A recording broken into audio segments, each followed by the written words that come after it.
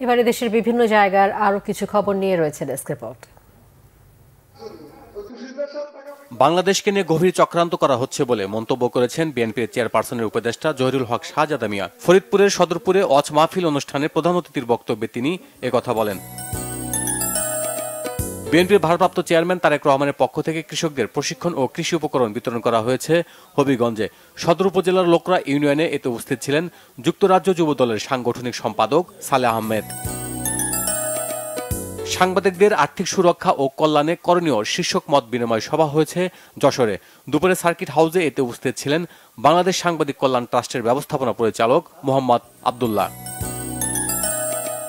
আগরতলায় বাংলাদেশ মিশনে হামলা ও ভাঙচুরের প্রতিবাদে বিক্ষোভ মিছিল হয়েছে ময়মনসিংহে। রেলওয়ে কৃষ্ণচূড়া চত্বর থেকে মহানগর যুবদলের নেতৃত্বে বিক্ষোভ মিছিলটি প্রধান সড়কগুলো প্রদক্ষিণ করে। এছাড়া আলাদা বিক্ষোভ মিছিল করে বাম গণতান্ত্রিক জোট।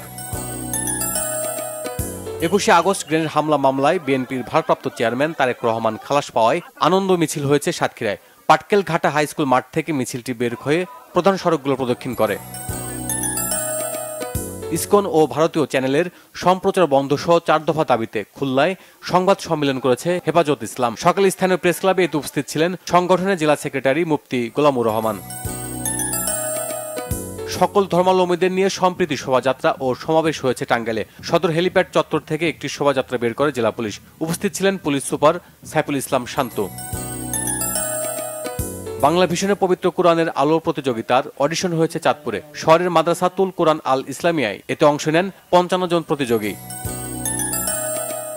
আন্তঃ কলেজ খেলাধুলা ও ক্রীড়া প্রতিযোগিতা শুরু হয়েছে নরসিংদীতে। সকালে সরকারি কলেজ মাঠে খেলার উদ্বোধন করেন কলেজটির অধ্যক্ষ প্রফেসর মোশতাক আহমেদ ভূঁইয়া। মুন্সিগঞ্জে শীতার্তদের জন্য জেলা প্রশাসনের কাছে কম্বল হস্তান্তর করেছে বেসরকারি উন্নয়ন সংস্থা আশা।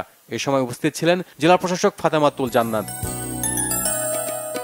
জন্ম ও মৃত্যু নিবন্ধন কার্যক্রম ত্বরান্বিত এবং টিসিবি কার্ড বিতরণ করা হয়েছে কক্সবাজারের ঈদগাঁওয়ে।